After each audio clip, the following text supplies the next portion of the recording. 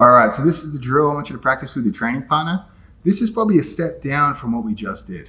If the previous technique you're having trouble with, and there's nothing to be ashamed of with that, when I first saw this move hit in competition, it took me so long to be able to figure out how they did it.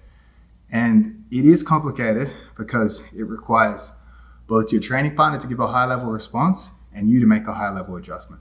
Those are very, very hard to replicate in the gym. And again, I'm saying I had a really hard time figuring this out, especially this hip swivel. So this is a drill you can do with your training partners to both improve just general knee bar performance, but also to be able to practice this move. So I want you to sit here with your training partner. Tyler's right knee's on the ground. His left knee is on my left hip. He's on his hands. And what I'm gonna do is I'm just gonna reach through and grab his kneecap. Kind of like a shotgun arm bar. We're doing like a shotgun knee bar here.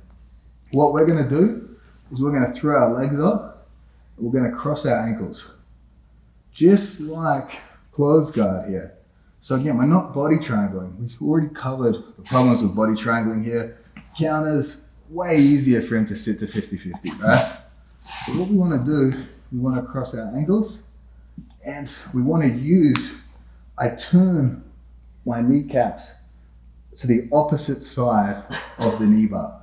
So look, I'm creating, nothing's on the ground here except my back. I'm creating this pressure here. And you can see now Tyler tries to sit to 50. It actually breaks his own leg here.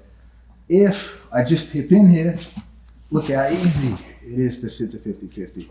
Spend a bit of time doing this. It took me a long time to do it.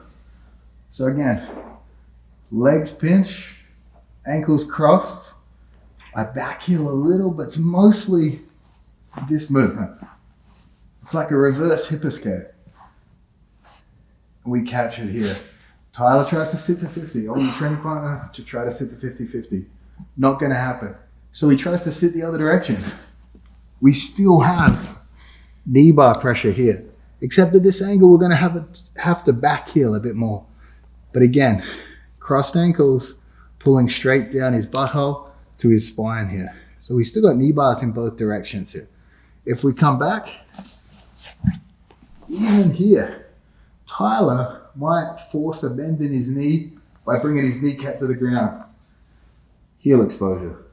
So this is such a great position here. So grab your training partner's kneecaps, practice the hip swivel. Finish in both directions here. Apply pressure, we get the tap. Tyler turns this way. I get the tap. And say we mess it up. Say I pivot too much, he bends the knee. Heel exposure, and we can reinforce that. Really spend a lot of time practicing this style of knee bar. But again, knee bar is a difficult move. One of the things that helped me the most, as a general rule of thumb, don't really body triangle. It's going to be better with crossed ankles. And we want to generate outside hip higher than their knee. Or at the very least, your outside hip higher than your inside hip. I swivel my knees to the inside. He cannot go to 50-50.